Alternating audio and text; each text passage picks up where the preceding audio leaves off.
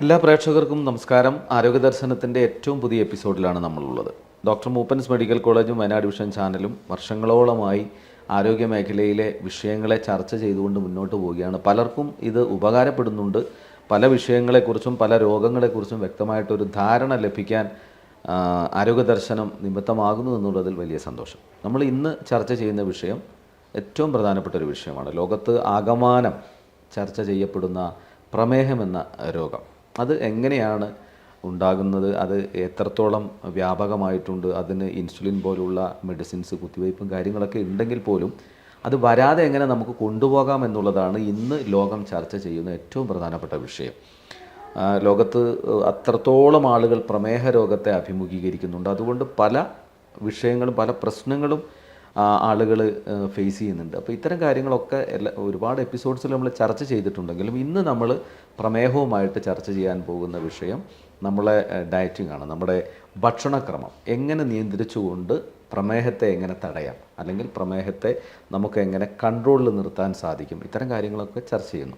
അപ്പോൾ ഇന്നത്തെ ഈ ചർച്ചയിൽ നമ്മളോടൊപ്പം പങ്കെടുക്കുന്നത് ഡോക്ടർ മൂപ്പൻസ് മെഡിക്കൽ കോളേജിലെ ഡയറ്റീഷ്യൻ മിസ് ലിബിനെയാണ്. നമുക്ക് സ്വാഗതം ചെയ്യാം ആരോഗ്യ ദർശനത്തിൻ്റെ ഈ എപ്പിസോഡിലേക്ക്. നമസ്കാരം. അപ്പോൾ വളരെ പ്രധാനപ്പെട്ട ഒരു വിഷയമാണ്. ആരും എപ്പോഴും ശ്രദ്ധിക്കും. എല്ലാ ആളുകളിലും മാക്സിമം എനിക്ക് തോന്നുന്നത് വലിയൊരു പെർസെൻറ്റേജ് ആളുകളിൽ കാണുന്നതാണ് പ്രമേഹം എന്ന് പറയുന്നത്. അപ്പോൾ ഈ ഡയറ്റീഷ്യൻ്റെ അടുത്ത് ഈ ഒരു അസുഖവുമായിട്ട് കൺസൾട്ടിന് വരികയാണെങ്കിൽ കൊടുക്കാവുന്ന ആദ്യത്തെ നിർദ്ദേശം എന്തായിരിക്കും? ഓക്കെ, ഇപ്പം നമുക്ക് ഒ പിയിലാണെങ്കിലും ഒരുപാട് പേഷ്യൻസ് ഡയബറ്റിക് ഇഷ്യൂ ആയിട്ട് തന്നെ വരുന്നുണ്ട്. അപ്പം അവരുടെ ഏറ്റവും വലിയൊരു ഇഷ്യൂ എന്താണെന്ന് വെച്ച് കഴിഞ്ഞാൽ കൺട്രോൾ ആവുന്നില്ല എന്നുള്ളതാണ്. പക്ഷെ അതിനായിട്ട് അവരെന്തെങ്കിലും ചെയ്യുന്നുണ്ടോ എന്ന് ചോദിച്ചു കഴിഞ്ഞാൽ ഒന്നും ഉണ്ടാവില്ല. ജസ്റ്റ് മെഡിസിൻ മാത്രം യൂസ് ചെയ്ത് പോവുക എന്നുള്ളൊരു മെത്തേഡാണ് അവർ പറയുന്നത്. പക്ഷെ അതിൽ നിന്ന് വ്യത്യസ്തമായി നമ്മൾ ഡയറ്റ് എത്രത്തോളം കൺട്രോൾഡ് ആവുന്നോ അതിനനുസരിച്ച് മെഡിസിനും കൂടെ എടുക്കുന്ന സമയത്ത് നമുക്ക് അതിനനുസരിച്ച് കൺട്രോൾ ചെയ്ത് പോകാം. അപ്പോൾ ഭക്ഷണം നിയന്ത്രിക്കുക, കഴിക്കാതിരിക്കാനല്ല പറയുന്നത്. നമുക്കതിൻ്റെ പോർഷൻ കൺട്രോൾ ചെയ്ത് കുറച്ച് റെസ്ട്രിക്ഷൻസ് വരുന്നുണ്ട്. ആ റെസ്ട്രിക്ഷൻസ് മെയിൻറ്റെയിൻ ചെയ്ത് കൊണ്ടുപോവുകയാണെന്നുണ്ടെങ്കിൽ നമുക്ക് ഡയബറ്റിക് എന്നുള്ളൊരു ആ ഒരു ഡിസീസിനെ നമുക്ക് കണ്ടീഷൻ നമുക്ക് കൺട്രോൾ ചെയ്ത് കൊണ്ടുപോകാവുന്നതേ ഉള്ളൂ. ഇപ്പോൾ ഈ രോഗം വന്നതിന് ശേഷം വരുന്ന കൺസൾട്ടേഷൻ ഉണ്ട്. രോഗം വരുന്നതിന് മുമ്പ് നമ്മൾ സൂക്ഷിക്കാൻ നിങ്ങളുടെ ഒരു കണ്ടീഷനിൽ അത്തരം ഉണ്ടാവുമല്ലോ അല്ലേ, ഡയറ്റീഷ്യൻ എന്ന് പറയുമ്പോൾ. അപ്പോൾ നമ്മൾ ഓൾറെഡി നോർമൽ ലൈഫിൽ പാലിക്കേണ്ട ചില കാര്യങ്ങൾ പറഞ്ഞിട്ട് നമുക്ക് വന്നതിന് ശേഷമുള്ള കാര്യത്തിലേക്ക് പോകാമെന്ന് എനിക്ക് തോന്നുന്നു. ആദ്യം നമ്മൾ കാണേണ്ട കാര്യങ്ങൾ എന്തൊക്കെയാണ്? ഇപ്പോൾ നമ്മുടെ ലൈഫിൽ ഒരു നോർമൽ ലൈഫ് സ്റ്റൈലിൽ പാലിക്കേണ്ട ചില കാര്യങ്ങൾ ഭക്ഷണത്തിൽ, പ്രത്യേകിച്ച് പ്രമേഹത്തെ തടസ്സപ്പെടുത്തുന്നതിന് കൂടി വേണ്ടിയിട്ട്. ഇപ്പോൾ ഇന്നത്തെ ഒരു ലൈഫ് സ്റ്റൈൽ എന്താണെന്ന് വെച്ചാൽ പ്രോസസ്ഡ് ഫുഡ്സിൻ്റെയൊക്കെ ഇൻടേക്ക് വളരെ കൂടുതലാണ്. ഇന്ന് എല്ലാവരും തന്നെ റെഡി ടു ഈറ്റ് അല്ലെങ്കിൽ റെഡി ടു കുക്ക് അങ്ങനത്തെ ഐറ്റംസ് പ്രിഫർ ചെയ്യുന്നവരാണ്. അപ്പം അങ്ങനെയുള്ള അൺഹെൽത്തി ആയിട്ടുള്ള ഫുഡ് ഹാബിറ്റ്സ് തന്നെയാണ് ഇതിനകത്തേക്ക് കൺട്രോൾഡ് ആവാതിരിക്കാനും അല്ലെങ്കിൽ ഇങ്ങനൊരു ഡിസീസ് കണ്ടീഷൻ വരാനും മെയിൻ ആയിട്ടുള്ള റീസൺ എന്ന് പറയുന്നത് അത് തന്നെയാണ്. അപ്പം അതാദ്യം ഒന്ന് കൺട്രോൾ ചെയ്തു പോകാം. നമുക്ക് വൺ ടൈം വീക്ക്ലി വൺസ് എന്നുള്ള രീതിയിലൊക്കെ നമ്മൾ പുറത്തുനിന്നുള്ള ഇപ്പോൾ ഫാമിലിയോടൊപ്പം ഒക്കെ ആയിട്ട് ഫുഡ് കഴിക്കുക എന്നുള്ളത് അത് നമുക്ക് നമ്മുടെ ഒരു ലൈഫ് സ്റ്റൈലിൻ്റെ ഒരു ഭാഗമായിട്ട് എടുക്കാം. അതല്ലാതെ ഡെയിലി അതിന് മാത്രം ഡിപ്പെൻഡ് ചെയ്യുക എന്നുള്ള രീതിയിലേക്ക് പോവാതിരിക്കുക. പിന്നെ മെയിനായിട്ട് ചെയ്യേണ്ടത് നമ്മളെപ്പോഴും നമ്മുടെ തിരക്കുകളുടെ ഇടയിൽ മറന്നു പോകുന്ന ഒരു കാര്യമാണ് കറക്റ്റ് ടൈമിൽ ഭക്ഷണം കഴിക്കുക എന്നുള്ളത്. അപ്പം അത് ഫസ്റ്റ് ഓഫ് ഓൾ നമ്മൾ ചെയ്യേണ്ട ഒരു കാര്യമാണ്. ഒരു ബേസിക് ആയിട്ടുള്ള നീഡാണ്, ഒരു പേഴ്സൻ്റെ ബേസിക് ആയിട്ടുള്ള നീഡാണ് ഫുഡ് എന്ന് പറയുന്നത്. അപ്പോൾ നമ്മുടെ ബോഡിയിലേക്ക് കറക്റ്റ് ആയിട്ടുള്ള എനർജി ലെവൽ കിട്ടിയില്ല എന്നുണ്ടെങ്കിൽ നമ്മുടെ ബോഡി വീക്ക് ആവും. ഈ നമ്മുടെ ഓൾറെഡി നോർമൽ ലൈഫിൽ ഇപ്പോൾ പറഞ്ഞ പ്രധാനപ്പെട്ട കാര്യമാണ് ടൈമിന് ഭക്ഷണം അല്ലേ. കഴിക്കുന്ന ഭക്ഷണങ്ങൾ മാക്സിമം ഔട്ട്സൈഡ് ഫുഡ് ഇല്ലാത്ത ആളുകളില്ല, എല്ലാവരും പുറത്തുനിന്ന് ഭക്ഷണം കഴിക്കുന്ന ആളുകളാണ്. അത് കൃത്യമായി പാലിക്കാം. പിന്നെ കൂടുതൽ ഭക്ഷണത്തിൽ ഇപ്പോൾ പലരും കൃത്യമായി ഡെയിലി മീറ്റ് കഴിക്കുന്ന ആളുകളുണ്ട്, മത്സ്യ മാംസാദികൾ കഴിക്കുന്ന ആളുകളുണ്ട്, വെജിറ്റബിൾ യൂസ് ചെയ്യുന്ന ആളുകളുണ്ട്. ഇങ്ങനെ വരുന്നവർക്ക് ഇത് ഈ പ്രമേഹവുമായിട്ട് ഈ ഭക്ഷണത്തിലൂടെ ഉള്ള ബന്ധം എന്താണ്? ഇപ്പം നമ്മൾ ഫുഡ് എന്താണെന്ന് വെച്ചാൽ ഇപ്പോൾ കാർബോഹൈഡ്രേറ്റിനാണ് കൂടുതലായിട്ട് ഒരു ഡയബറ്റിക് ഡിസീസിൻ്റെ ഒരു ഇതിനകത്ത് പറയുമ്പോൾ കൺട്രോൾ ചെയ്യാൻ വേണ്ടി പറയുന്നത്. പക്ഷേ ആ ഒരു പേഴ്സൺ തന്നെ ഫാറ്റ് അധികമായിട്ട് എടുത്തു കഴിഞ്ഞാൽ ഈ പറഞ്ഞ പോലെ ഡയബറ്റിക് വരാനുള്ള ചാൻസസ് കൂടുതലാണ്. കാരണം എക്സസ് ആയിട്ട് വരുന്ന എനർജി അല്ലെങ്കിൽ ഇപ്പം നമ്മൾ കാർബോഹൈഡ്രേറ്റിൻ്റെ മൈന്യൂട്ടായിട്ടുള്ള ഒരു ഇതാണ് ഗ്ലൂക്കോസ് എന്ന് പറയുന്നത്. അപ്പം ആ ഗ്ലൂക്കോസ് ആണ് നമ്മൾ എനർജി ആയിട്ട് യൂട്ടിലൈസ് ചെയ്യുന്നത്. സപ്പോസ് ഇത് നമ്മൾ എനർജി ആയിട്ട് യൂട്ടിലൈസ് ചെയ്യുന്നില്ല, കാരണം ഓവർ ഇൻടേക്ക് വന്നിട്ടുണ്ടെന്നുണ്ടെങ്കിൽ അത് ഫാറ്റ് ആയിട്ട് കൺവേർട്ട് ചെയ്തിട്ട് ഈ പറഞ്ഞതുപോലെ നമ്മുടെ ബോഡിയിൽ സ്റ്റോർ ചെയ്യും. അപ്പം ഒബീസ് അല്ലെങ്കിൽ ഓവർ വെയ്റ്റിനുള്ള ചാൻസസ് വളരെ കൂടുതലാണ്. സെയിം ഇതുപോലെ തന്നെയാണ് ഫാറ്റ്. മീറ്റ് എന്ന് പറയുമ്പോൾ റെഡ് മീറ്റ്സ് ആണ് കൂടുതലായിട്ട് നോൺ വെജിൽ നമ്മൾ യൂസ് ചെയ്യുന്നത്. പിന്നെ ചിക്കൻ, എഗ്, ഫിഷ് അങ്ങനെയുള്ള ഐറ്റംസ് ആണ്. പക്ഷേ ഇതിൻ്റെ എല്ലാം ഓവർ ഇൻടേക്കും ഈ പറഞ്ഞതുപോലെ കൊളസ്ട്രോൾ വേരിയേഷൻസിനും അതുപോലെ തന്നെ ഡയബറ്റിക് ഇഷ്യൂസിനും ചാൻസസ് കൂട്ടും. ഇപ്പോൾ നമ്മൾ ഓൾറെഡി ഒരു ഭക്ഷണക്രമം അങ്ങനെയാണ്. ഒരു സാധാരണ മനുഷ്യൻ്റെ ജീവിതത്തിലെ ഒരു ഭക്ഷണക്രമം ഏത് രീതിയിലായിരിക്കണം? ഇപ്പം നമ്മൾ എപ്പോഴും പ്രിഫർ ചെയ്യുന്നത് ഒരു 5 times മീൽസിലേക്കാണ്. അതായത് കഴിക്കുന്ന സമയത്ത് ഒരുപാട് കഴിക്കാതെ ചെറിയ ചെറിയ മീൽസ് ആക്കിയിട്ട് ഇടയ്ക്കിടയ്ക്ക് കഴിക്കുക. അപ്പം രാവിലെ കഴിച്ചിട്ട് ഉച്ചയ്ക്ക് കഴിക്കുന്ന ഒരാളാണെന്നുണ്ടെങ്കിൽ അത്രയും ടൈം ഗ്യാപ്പ് വരുന്ന സമയത്ത് മേ ബി ചിലപ്പോൾ വിശപ്പ്, നമ്മളധികം ജോലി ചെയ്യുന്ന ഒരാളാണെന്നുണ്ടെങ്കിൽ വിശപ്പ് കൂടും. അതിനനുസരിച്ച് ഒരു ഓവർ ഇൻടേക്ക് ചിലപ്പോൾ ഉച്ചത്തേക്ക് വരാനുള്ള ചാൻസസ് കൂടുതലാണ്.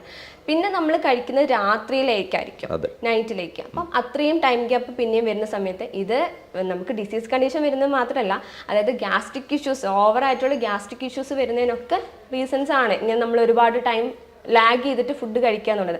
ചിലപ്പോൾ സ്കിപ്പ് ചെയ്യും, ഉച്ചയ്ക്ക് കഴിച്ചിട്ട് ഡിന്നറിലേക്ക് ചിലപ്പോൾ ഭക്ഷണമേ കഴിക്കില്ല, അല്ലെങ്കിൽ ഹെവി ആയിട്ട് കഴിച്ചെന്നും വരും. ചിലപ്പോൾ ഉച്ചയ്ക്ക് കഴിക്കാതെ ഡിന്നറിൽ ഹെവി ആയിട്ട് കഴിച്ചെന്ന് വരും. അപ്പം ഇങ്ങനെയൊക്കെ ആവുന്ന സമയത്തും നമുക്ക് ബുദ്ധിമുട്ടുണ്ടാക്കും. അപ്പോൾ അതുകൊണ്ട് രാവിലെ കഴിച്ച് ഉച്ചവരെ വെയിറ്റ് ചെയ്യാതെ ഇടയ്ക്ക് ചെറിയ മീൽസ്, നമുക്കിപ്പം ഡ്യൂട്ടീൻ്റെ ഇടയിലാണെന്നുണ്ടെങ്കിലും എന്തെങ്കിലും ഫ്രൂട്ട്സോ നട്ട്സോ ഇങ്ങനെയുള്ള ഓപ്ഷൻസ് ഒക്കെ ഇൻക്ലൂഡ് ചെയ്യാവുന്നതേ ഉള്ളൂ. നല്ല ഓപ്ഷനാണ് അല്ലേ? കാരണം ഈ നേരത്തെ പറഞ്ഞൊരു വിഷയവും കൂടി ഉണ്ട്. രാവിലെ ഭക്ഷണം കഴിച്ച ആളുകൾ ചിലപ്പം പിന്നീട് നൈറ്റിൽ കഴിക്കുന്നവരുണ്ട്. ഈ രാവിലെ സ്റ്റോർ ചെയ്ത് വെക്കും. അതൊരു കൃത്യമായൊരു ശീലമേ അല്ല. അത് ആരോഗ്യത്തെ പിന്നീട് ബാധിക്കും എന്നുള്ള കാര്യം അല്ലേ? നമുക്കിപ്പോഴാണെങ്കിലും OP കുറേ പേഷ്യൻസ് വരുന്നുണ്ട്. അതായത് ഭക്ഷണം കഴിക്കാതെ ഗ്യാസ്ട്രിക് ഇഷ്യൂസ് ആയിട്ട് അത് ഓവറായിട്ട് ബുദ്ധിമുട്ടായിട്ട്, എന്ന് വെച്ചാൽ ഭയങ്കര ബുദ്ധിമുട്ട്, പിന്നെ ഒന്നും കഴിക്കാനും പറ്റില്ല, നെഞ്ചരിച്ചില് അങ്ങനെയൊക്കെ ആയിട്ട് ഇഷ്യൂസ് ആയിട്ട് വരാറുണ്ട്. അപ്പം അതൊരു മെയിൻ റീസൺ തന്നെ. നമ്മൾ കഴിക്കാതിരിക്കുന്നത് ഇപ്പോൾ ചിലപ്പോൾ നമുക്കത് ബുദ്ധിമുട്ടുണ്ടാക്കില്ല, മുൻപോട്ടേക്കായിരിക്കും അതിൻ്റെയൊക്കെ ബുദ്ധിമുട്ടുകൾ നമ്മൾ അറിയാൻ തുടങ്ങുക. ഒരു ടൈം ലെവൽ ഭക്ഷണം കഴിച്ചേ പറ്റൂ. അതെ. ഈ കഴിക്കുന്ന സമയത്ത് മലയാളിയുടെ ഒരു പ്രത്യേക സ്വഭാവം പലപ്പോഴും കണ്ടിട്ടുള്ളത് ഒരുപാട് കഴിക്കും. ഇപ്പോൾ രാവിലെ ഒരുപാട് കഴിക്കും, രാത്രിയിൽ ഒരുപാട് കഴിക്കും. ഈ ഒരു ഭക്ഷണക്രമം തന്നെ ഈ ഡയബറ്റിക്കിനും കൂടി ഒരു കാരണമാവുന്നുണ്ട് അല്ലേ? അതായത് ശരിക്കും നമ്മളൊരു ഡയബറ്റിക് പേഷ്യന്റിന് പറയുന്ന സമയത്ത് ഒരു ഡയബറ്റിക് പ്ലേറ്റ് തന്നെയുണ്ട് നമ്മൾ പ്രിഫർ ചെയ്ത് കൊടുക്കുന്നത്. അതായത് നമ്മുടെ ഒരു പ്ലേറ്റിനെ ഒന്ന് മൂന്നായിട്ട് തിരിക്കുമ്പോൾ അതിനകത്തൊരു 25% മാത്രമേ നമുക്ക് കാർബോഹൈഡ്രേറ്റിന്റെ ആവശ്യം വരുന്നുള്ളൂ. അതായത് സീരിയൽസ് ആണ് മെയിനായിട്ട് കാർബോഹൈഡ്രേറ്റിന്റെ മെയിൻ സോഴ്സ് എന്ന് പറയുന്നത്. ധാന്യങ്ങൾ, അരി, ഗോതമ്പ്, മുത്താറി, ഓട്സ്, ഇതൊക്കെയാണ് ധാന്യങ്ങൾ എന്ന് പറയാം. പിന്നെ വരുന്ന 25% ആണ് നമുക്ക് പ്രോട്ടീൻ റിച്ചാർജുള്ള ഫുഡ് ഐറ്റംസ് വരുന്നത്. ഈ പറഞ്ഞ പോലെ നോൺ വെജ് നമുക്ക് ഇൻക്ലൂഡ് ചെയ്യാവുന്നതേ ഉള്ളൂ. പക്ഷെ ഇതെല്ലാം ലിമിറ്റ് ചെയ്ത് കഴിക്കുക. നമ്മൾ ഉണ്ടാക്കുന്ന രീതിയും ഒന്ന് ശ്രദ്ധിക്കുക. ഇപ്പൊ നോൺ വെജ് ഒരുപാട് എണ്ണയെല്ലാം ഒഴിച്ച് അങ്ങനെയുള്ളത് നമുക്ക് എടുക്കാൻ പറ്റില്ല, ഫ്രൈ ചെയ്തിട്ടുള്ളതൊന്നും എടുക്കാൻ പറ്റില്ല. അത് കറി ഫോമിൽ ഇൻക്ലൂഡ് ചെയ്യുന്നത് കൊണ്ട് വലിയ തെറ്റില്ല. എഗ് ഒക്കെ ആണെന്നുണ്ടെങ്കിലും ചിക്കൻ ആണെങ്കിലും എടുക്കുന്നതുകൊണ്ട് തെറ്റൊന്നുമില്ല. പക്ഷെ ഒരു 25% മാത്രമേ പ്ലേറ്റിൽ ആവശ്യമുള്ളൂ. ഇത് നോർമൽ ലൈഫിൽ തന്നെ കൊണ്ടുപോവാം. ഇപ്പൊ പേഷ്യൻസ് ആയിട്ട് പ്രമേഹ രോഗികളായിട്ട് വരുന്ന ആളുകൾ, ഇപ്പൊ പ്രമേഹമുണ്ട്, അതിന് അവർ ഇൻസുലിൻ യൂസ് ചെയ്യുന്നുണ്ട്, മെഡിസിൻ യൂസ് ചെയ്യുന്നുണ്ട്, അങ്ങനെ വരുന്നവർക്ക് കൊടുക്കുന്ന ഒരു ഭക്ഷണക്രമം എങ്ങനെയായിരിക്കണം അത് കൃത്യമായി പാലിക്കേണ്ടത്? ഇപ്പം ഒരു എക്സാമ്പിൾ പറയുകയാണെന്നുണ്ടെങ്കിൽ, നമ്മൾ ഫുഡ് കഴിക്കുമ്പോൾ സാധാരണ രാവിലെ ഇപ്പം റൈസ് ഐറ്റംസ് ആയിരിക്കും മലയാളികളെല്ലാം തന്നെ പ്രിഫർ ചെയ്യാം. അങ്ങനെയാണെന്നുണ്ടെങ്കിൽ റൈസ് ഐറ്റം, ഇപ്പം പുട്ടാണെങ്കിൽ പുട്ടിനോടൊപ്പം പൊതുവെ എല്ലാവരും ഉപയോഗിക്കുന്നത് ഒന്നെങ്കിൽ പഴം കൂട്ടി കഴിക്കാനായിരിക്കും ഇഷ്ടപ്പെടുക, അല്ലെങ്കിൽ പപ്പടം കൂട്ടി കഴിക്കാൻ ഇഷ്ടപ്പെടും. അപ്പം അതിൽ നിന്ന് പകരം പഴം പപ്പടം എന്നുള്ളതിന് പകരം എന്തെങ്കിലും കുറച്ച് വെജിറ്റബിൾ സാലഡും അതുപോലെ തന്നെ ഇപ്പം എന്തെങ്കിലും പയറ് കറിയോ അല്ലെങ്കിൽ കടലക്കറിയോ എന്നുള്ള രീതിയിൽ എടുക്കുകയാണെന്നുണ്ടെങ്കിൽ അതവിടെ മെയിൻറ്റെയിൻ ചെയ്യും. കൃത്യമായ കോമ്പിനേഷനാണ് നമ്മൾ ശ്രദ്ധിക്കുന്നത്. അതെ. അപ്പൊ അങ്ങനെ നമ്മൾ കോമ്പിനേഷൻ ഒന്ന് ശ്രദ്ധിച്ചിതാക്കിയാൽ മതി, കുഴപ്പമില്ല. പിന്നെ കുറച്ച് മുന്നേ പറഞ്ഞ പോലെ തന്നെയാണ് എല്ലാ ഡയബറ്റിക് പേഷ്യൻറ്റും, പ്രത്യേകിച്ച് ഇൻസുലിൻ എടുക്കുന്ന ഒരാളാണെന്നുണ്ടെങ്കിൽ വേരിയേഷൻസ് വരാനുള്ള ചാൻസസ് വളരെ കൂടുതലാണ്. ഫുഡ് കാര്യങ്ങൾ കറക്റ്റ് ടൈമിൽ എടുത്തില്ല എന്നുണ്ടെങ്കിൽ. ടൈമാണ് ഏറ്റവും ഇമ്പോർട്ടൻറ്റ്. എന്ത് കഴിക്കുന്നത് മാത്രമല്ല അതെപ്പോൾ കഴിക്കുന്നു എന്നുള്ളതും കൂടെ വളരെ ഇമ്പോർട്ടൻ്റ് ആയിട്ടുള്ളൊരു കാര്യമാണ്. അപ്പം രാവിലെ കഴിച്ച് ഉച്ചവരെ വെയിറ്റ് ചെയ്യാതെ ഇൻസുലിൻ എടുക്കുന്നത് കൊണ്ട് ഇടയ്ക്ക് നിർബന്ധമായിട്ടും സ്കിപ്പ് ആവാതെ എടുത്തിരിക്കണം. പക്ഷേ ഷുഗർ വേരിയേഷൻസ് ഉള്ള ഒരാളാണെന്നുണ്ടെങ്കിൽ, അതായത് 200-നൊക്കെ മുകളിൽ വരുന്ന ഒരാളാണെന്നുണ്ടെങ്കിൽ ഫ്രൂട്ട്സ് കാര്യങ്ങൾ എടുക്കുമ്പോൾ ഞാൻ കുറച്ചു മുന്നേ പറഞ്ഞതുപോലെ 200-ന് താഴെയാണെന്നുണ്ടെങ്കിൽ മാത്രമേ നമുക്ക് ഫ്രൂട്ട്സ് എടുക്കാനുള്ളൊരു ഓപ്ഷൻ ഉള്ളൂ. ഇപ്പോൾ രാവിലെ നമ്മൾ പുട്ടിൻ്റെയും അതിനൊരു ക്വാണ്ടിറ്റി ക്ലിയർ ചെയ്യേണ്ട അത് ഏത് രീതിയിലാണ്? ഇപ്പം നമ്മൾ പുട്ടൊക്കെ ആണെന്നുണ്ടെങ്കിൽ ഒരു മീഡിയം സൈസ് പീസ്, ഞാൻ പറഞ്ഞ പോലെ 25% എന്നുള്ള രീതിയിൽ പ്ലേറ്റിൽ കാർബോഹൈഡ്രേറ്റിന്റെ ആവശ്യമുള്ളൂ. അപ്പം ഒരു മീഡിയം സൈസ് പീസ് എന്നുള്ള രീതിയിലാണെങ്കിൽ അത് ഓക്കെയാണ്. കൂടുതലായിട്ട് വെജിറ്റബിൾസ് ഇൻക്ലൂഡ് ചെയ്യാം. വെജിറ്റബിൾ സാലഡ്സും കറിയായിട്ടൊക്കെ എടുക്കാം. ഇപ്പോൾ ഉച്ചയ്ക്ക് ചോറാണ് കഴിക്കുന്നതെങ്കിൽ കുത്തരിയാണ് നമ്മൾ ഡയബറ്റിക് പേഷ്യൻസിന് കുറച്ചും കൂടി പ്രിഫർ ചെയ്യുക. കാരണം ഫൈബർ കുറച്ചും കൂടി റിച്ച് ആയിട്ട് മെറ്റീരിയലാണ് വരുന്നത്. ഈ ബസുമതി അല്ലെങ്കിൽ പൊന്നി അല്ലെങ്കിൽ വൈറ്റ് റൈസ് പോലുള്ളതൊക്കെയാണെന്നുണ്ടെങ്കിൽ കുറച്ചും കൂടി ലൈറ്റ് ആണ്, അല്ലാത്ത ഫൈബർ കുറവാണ്. അപ്പോൾ ഫൈബർ കൂടുതലായിട്ടുള്ള ഐറ്റംസ് വേണം, കോംപ്ലെക്സ് ഐറ്റംസ് വേണം നമ്മൾ എടുക്കാൻ വേണ്ടി. കോംപ്ലെക്സ് കാർബ്സ് ആണ് ഡയബറ്റിക് പേഷ്യൻസിന് കൊടുക്കേണ്ടത്. അപ്പോൾ ഉച്ചയ്ക്ക് കുത്തരി ആണെങ്കിൽ ഒരു 1 കപ്പ്, അതിൽ കൂടുതൽ എടുക്കരുത്. 1 കപ്പ് എന്ന് പറയുമ്പോൾ 200 to 250 gram ആണ് 1 കപ്പ് എന്ന് പറയുന്നത്. ആ ഒരു ലെവലിൽ എടുക്കാവുന്നതാണ്. അതോടൊപ്പം വെജിറ്റബിൾസ് കൂട്ടി യൂസ് ചെയ്യാം. വെജീസിൽ തന്നെ കുറച്ചൊന്ന് ശ്രദ്ധിക്കണം. അതായത് നോൺ സ്റ്റാർച്ചി വെജിറ്റബിൾസ് വേണം എടുക്കാൻ വേണ്ടിയിട്ട്. ഇപ്പം ഈ പൊട്ടറ്റോസ് അല്ലെങ്കിൽ കപ്പ, ചേന, ചേമ്പ്, കാച്ചിൽ ഇങ്ങനെയുള്ള നമുക്ക് സാധാരണ എടുക്കുന്ന നമ്മൾ വെജിറ്റബിൾസ് ഒക്കെ ഉണ്ടല്ലോ, റൂട്ട് ആൻഡ് ട്യൂബേഴ്സ് എന്ന് പറയുന്നത്, കിഴങ്ങ് വർഗ്ഗങ്ങൾ, അത് നമ്മൾ അധികം എടുക്കാൻ പറ്റില്ല. കാരണം അത് കുറച്ചും കൂടി സ്റ്റാർച്ച് കണ്ടന്റ് ഉള്ളത് കൊണ്ട് ഡയബറ്റിക് പേഷ്യൻസിന് ചിലപ്പോൾ വേരിയേഷൻസ് വരാനുള്ള ചാൻസസ് ഉണ്ട്. വല്ലപ്പോഴും ഒക്കെ എടുക്കാം, നമുക്ക് എപ്പോഴും ഇൻക്ലൂഡ് ചെയ്യരുത് എന്നേ ഉള്ളൂ. വല്ലപ്പോഴൊക്കെ ഇൻക്ലൂഡ് ചെയ്യുന്നതുകൊണ്ട് തെറ്റില്ല. ഇപ്പൊ ഈ പഞ്ചസാരയ്ക്ക് എത്രത്തോളം സ്വാധീനമുണ്ട്? അതായത് വൈറ്റ് ഷുഗർ വൈറ്റ് പോയിസൺ എന്ന് തന്നെയാണല്ലോ പറയുന്നത്. അതങ്ങനെ തന്നെയാണ്. നമുക്ക് ടോട്ടലി അവോയ്ഡ് ചെയ്യണം വൈറ്റ് ഷുഗർ, അതായത് പഞ്ചസാര ഇൻക്ലൂഡ് ചെയ്യാനേ പറ്റില്ല.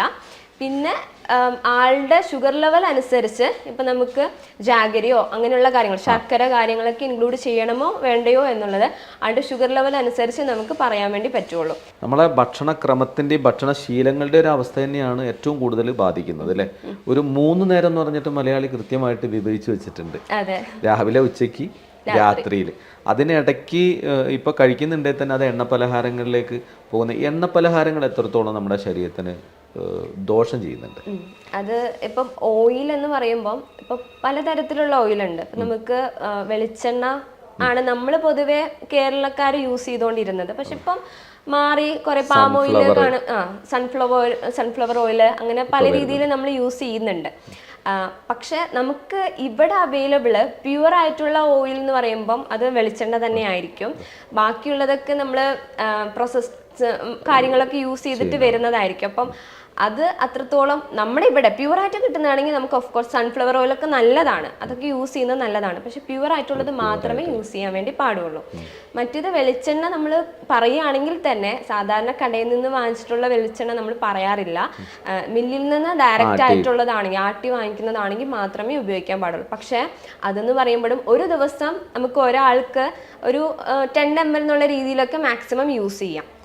മാക്സിമം ഒരു 20 ഒരു ദിവസത്തേക്ക്. അപ്പൊ നമ്മൾ സാധാരണ കറികളൊക്കെ ഉണ്ടാക്കുന്ന സമയത്ത് ആഡ് ചെയ്യുന്ന ഇപ്പൊ ഒരു എല്ലാവർക്കും കൂടെ ഒരുമിച്ചല്ലേ ഉണ്ടാക്കുക ഒരു വീട്ടിലുണ്ടാക്കുന്ന സമയത്ത്. അപ്പം എല്ലാവർക്കും കൂടെ വരുന്ന സമയത്ത് കുറച്ച് മാത്രം ഒരു ടീസ്പൂണോ 2 ടീസ്പൂണോ എന്നുള്ള രീതിയിൽ ഒരു വീട്ടിലെല്ലാവർക്കും കൂടെ ആവുന്ന സമയത്ത് കുഴപ്പമില്ല. അതല്ലാതെ ഒരാൾക്ക് തന്നെ ഒരു മീലിന് തന്നെ അല്ലെങ്കിൽ ഒരു ഡിഷിന് തന്നെ അത്രയും എടുക്കുന്ന സമയത്ത് അത് കുറച്ച് എക്സസ് ആണ്. അതൊക്കെയാണ് ഇപ്പം പറഞ്ഞതുപോലെ ഹോട്ടൽ ഫുഡിലൊക്കെ വരുന്ന ഏറ്റവും വലിയ വ്യത്യാസം. നമ്മൾ വീട്ടിലുണ്ടാക്കുന്നത് വലിയൊരു പ്രധാനപ്പെട്ട പോയിന്റാണ് അല്ലേ? വീട്ടിലുണ്ടാക്കുന്ന ഫുഡും ഹോട്ടലിലുണ്ടാക്കുന്ന ഫുഡും തമ്മിലുള്ള വ്യത്യാസം. വീട്ടിലെല്ലാവർക്കും കൂടി ഉണ്ടാക്കുന്നു, ഹോട്ടലിൽ അത് ഒരാൾക്ക് സപ്ലൈ ചെയ്യുന്ന സമയത്ത് ഉണ്ടാകുന്ന വിഷയമുണ്ട്. യെസ്. ഒപ്പം തന്നെ നമ്മൾ അതിനെടുക്കുന്ന ഈ മെഡിസിൻ്റെ കൂടെ നിർബന്ധമായിട്ടും ഈ ഒരു ശീലവും കൂടി ഉണ്ടെങ്കിൽ ക്ലിയർ ആയിരിക്കും അല്ലേ? ഇപ്പോൾ ഈ മെഡിസിൻ എടുക്കുന്നതോടൊപ്പം നമുക്ക് ഇവിടെ വരുന്ന പേഷ്യൻസ് പറയുന്ന പ്രധാനപ്പെട്ട വിഷയങ്ങൾ എന്തൊക്കെയാണ് ഭക്ഷണവുമായി ബന്ധപ്പെട്ട്? ഒന്നാമത് ഇവർ പറയുന്നത് ഇത് ഫോളോ ചെയ്യാൻ പറ്റില്ല എന്നുള്ള രീതിയിൽ തന്നെയാണ്. കാരണം നമ്മളൊരു വീട്ടിൽ താമസിക്കുമ്പോൾ 4 പേരുണ്ടെങ്കിൽ 4 പേർക്കും 4 ഫുഡ് ഉണ്ടാക്കാൻ വേണ്ടി പറ്റില്ല.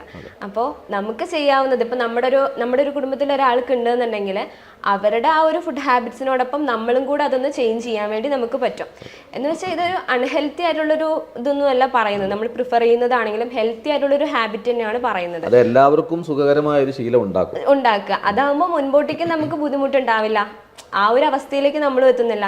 ഇപ്പം റൈസ് ആണ് കൂടുതലായിട്ട് ഒഴിവാക്കണം എന്ന് പറയുന്നത് എല്ലാവരും പറഞ്ഞു കേട്ടിട്ടുള്ളത്. പക്ഷെ റൈസിനെ നമുക്ക് ഒഴിവാക്കേണ്ട ആവശ്യമൊന്നുമില്ല. ഈ പറഞ്ഞ പോലെ കുത്തരിയാണ് ഉപയോഗിക്കുന്നെങ്കിൽ കുറച്ചും കൂടെ അതിൻ്റെ പ്രൊഡക്ട്സ് കാര്യങ്ങളൊക്കെ യൂസ് ചെയ്യുന്നത് കുഴപ്പമില്ല. പക്ഷെ ഒരു ദിവസം ഒരു നേരത്തിലേക്ക് മാത്രം അത് ചുരുക്കുന്നതാണ് നല്ലത്.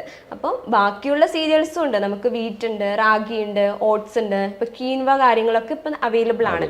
അപ്പം അങ്ങനെയുള്ള ഓപ്ഷൻസും ഇൻക്ലൂഡ് ചെയ്യാം. അതുകൊണ്ടും നമുക്ക് പുട്ടുണ്ടാക്കാം, അതുകൊണ്ട് നമുക്ക് ദോശ ഉണ്ടാക്കാം. പക്ഷെ അതിനാരും ശ്രദ്ധിക്കുന്നില്ല. നമുക്ക് റൈസിൻ്റെത് മാത്രമേ രാവിലത്തേക്കും പറ്റുള്ളൂ, ഉച്ചത്തേക്കും പറ്റുള്ളൂ, രാത്രിത്തേക്കും പറ്റുള്ളൂ.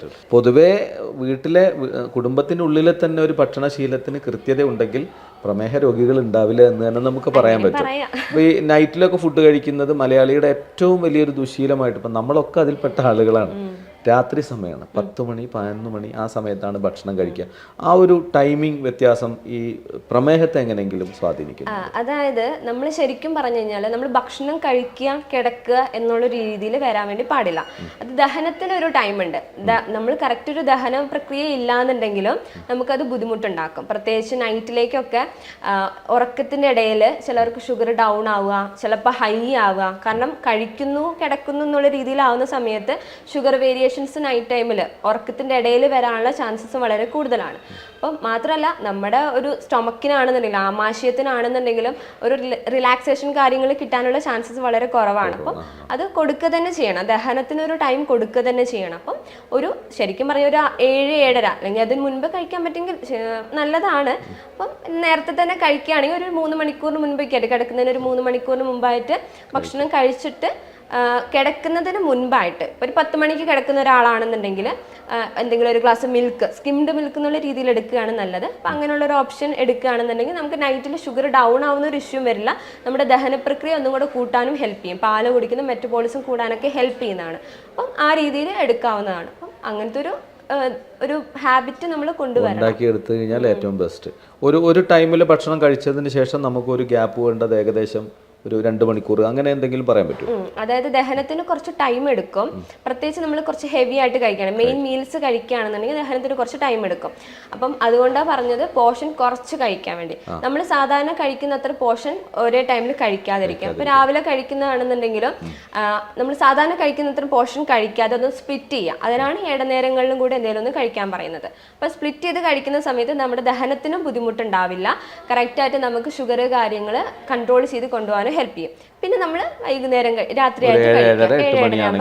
കൃത്യമായി ഷെഡ്യൂൾ ക്ലിയർ റൂട്ടീൻ ആ ഒരു ഡിസിപ്ലിൻ ആണ് ഇല്ലാത്തത്. അത് കൊണ്ടുവരുന്ന സമയത്ത് അതിനനുസരിച്ചുള്ള നല്ല മാറ്റവും വരും. അല്ല, കൃത്യതയാണ് ശരിക്കും പറഞ്ഞു കഴിഞ്ഞാൽ. ഷെഡ്യൂള് റൂട്ടീൻ കൃത്യമായിട്ടാണെങ്കിൽ പ്രമേഹമൊക്കെ ഒരുപാട് വ്യത്യാസങ്ങൾ വരുത്താൻ പറ്റും. ഇനി വെള്ളം കുടിക്കുന്ന കാര്യത്തിലാണ് പിന്നീട് എപ്പോഴും പറയും ഇത്ര ലിറ്റർ വെള്ളം കുടിക്കണം. അത് കൃത്യമായൊരു കണക്കാണോ? അത് ലിറ്റർ കണക്ക് നമുക്ക് ശരിക്കും അങ്ങനെ പറയാൻ പറ്റില്ല. ആളുടെ വെയിറ്റിനനുസരിച്ചാണ് നമ്മൾ പറയാറ്. ഇപ്പം ഒരു 60 കിലോ വെയിറ്റ് ഉള്ള ഒരാളാണെന്നുണ്ടെങ്കിൽ ഒരു 2 ലിറ്ററിനുള്ളിൽ കുടിക്കണം എന്നുള്ളതാണ്. പക്ഷെ വെള്ളം കുടിക്കുക എന്നുള്ളത് ഒരു ദിവസം 2 ലിറ്റർ കുടിക്കണം എന്ന് വെച്ചിട്ട് ഒറ്റയടിക്ക് 2 ലിറ്റർ കുടിക്കാനല്ല പറയുന്നത്. എപ്പോഴും നമ്മൾ വെള്ളം കുടിക്കുന്നത് ഭക്ഷണം കഴിക്കുന്ന പോലെ ആവണം. നന്നായിട്ട് അത് കുറേശ്ശെ മാത്രം കുടിക്കാൻ വേണ്ടി ശ്രദ്ധിക്കുക. അപ്പം ഭക്ഷണം കഴിക്കുന്നതിനിടയിൽ കൂടെ വെള്ളം കുടിക്കരുത്. അങ്ങനെ എടുക്കുന്ന സമയത്ത് നമുക്ക് ബുദ്ധിമുട്ടുണ്ടാക്കും. അപ്പം ഭക്ഷണം കഴിക്കുന്നതിന് 1/2 മണിക്കൂർ മുൻപോ അല്ലെങ്കിൽ 1/2 മണിക്കൂറിന് ശേഷമോ എന്നുള്ള രീതിയിൽ വെള്ളം കുടിക്കുക. അതാണ് ദഹനത്തിനും ഒക്കെ നമുക്ക് കുറച്ചും കൂടെ ഹെൽപ്ഫുൾ ആവുക. അപ്പോൾ പ്രമേഹ രോഗികൾ ഭക്ഷണ കാര്യത്തിൽ ശ്രദ്ധിക്കേണ്ട ഏറ്റവും പ്രധാനപ്പെട്ട കാര്യങ്ങൾ പറഞ്ഞ് അവസാനിപ്പിക്കാം. ഓക്കെ. പ്രമേഹ രോഗികൾ എന്താണെന്ന് വെച്ചാൽ നമുക്ക് കറക്റ്റ് ഫുഡ് കഴിക്കുക എന്നുള്ളത് ഈ പറഞ്ഞ ബേസിക് ആയിട്ടുള്ളൊരു കാര്യമാണ്. ഭക്ഷണം കഴിച്ചു കഴിഞ്ഞാൽ ഷുഗർ കൂടുമോ എന്നുള്ള പേടിയാൽ ചിലർ കഴിക്കാതിരിക്കും. അപ്പം ആ ഒരു ഇഷ്യൂ ഉണ്ടാവരുത്. കറക്റ്റായിട്ട് ഫുഡ് ടൈമിൽ കഴിക്കുക. ഒരു 5 നേരമായിട്ട് തന്നെ ഭക്ഷണം കഴിക്കുക. അതുപോലെ തന്നെ കാർബ്സിൻ്റെ ഞാൻ കുറച്ച് മുന്നേ പറഞ്ഞ പോലെ ധാന്യങ്ങൾ കാര്യങ്ങളൊന്ന് കൺട്രോൾ ചെയ്ത് കൊണ്ടുപോവുക. കഴിക്കരുത് എന്നല്ല, നിർബന്ധമായിട്ടും കഴിക്കണം. കഴിക്കാതിരുന്നു കഴിഞ്ഞാലും ഷുഗറിൽ വേരിയേഷൻസ് വരാനുള്ള ചാൻസസ് കൂടുതലാണ്. അപ്പോൾ ഡയബറ്റിക് പ്ലേറ്റ് പറഞ്ഞതുപോലെ തന്നെ ഒരു 25% എന്നുള്ള രീതിയിൽ സീരിയൽസ് ധാന്യങ്ങൾ എടുത്തതിന് ശേഷം 25% പ്രോട്ടീൻ റിച്ച് ആയിട്ടുള്ള ഫുഡ് ഐറ്റംസ്, അത് നോൺ വെജ് മാത്രമല്ല പയറുവർഗ്ഗങ്ങളും ഇൻക്ലൂഡ് ചെയ്യാവുന്നതാണ്. കൂടുതലായിട്ട് വെജിറ്റബിൾസ്, പച്ചക്കറികൾ, കുറച്ച് മുന്നേ പറഞ്ഞ പോലെ കിഴങ്ങ് വർഗ്ഗങ്ങളൊന്ന് കൺട്രോൾ ചെയ്തിട്ട് ബാക്കിയുള്ള എല്ലാ വെജിറ്റബിൾസും ഇൻക്ലൂഡ് ചെയ്യാം. പിന്നെ അതിനകത്ത് തന്നെ ചില വെജീസിൽ കാര്യങ്ങൾ കൺട്രോളിൽ വരുന്നുണ്ട് ചില പേഷ്യൻസിന്.